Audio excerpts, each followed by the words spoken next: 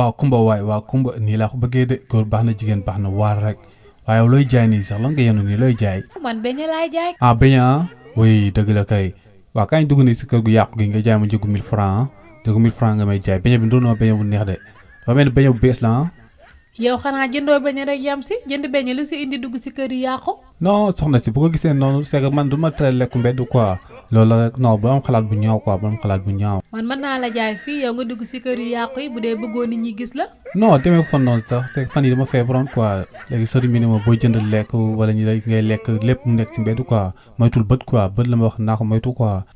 yow xam yow nan la nit di jaay nga naan ko nan dugg si kër yi yàqu yi yow nit nga. yow xanaa amoo mag bu jigéen wala rakk bu jigéen te yow dama la xàmmeewul ci koñ bi sax maa ngi nii di dem bu ma dëppaatee ba fekkale fi dinaa la booleeg waa koñ bi yëpp ndax yow salopard nga bandi nga nii rek ngeen di def taxaw si bopp koñ bi di violer lu ne ngeen dugg si ngay def sa kap boobu di mel ne potu douce.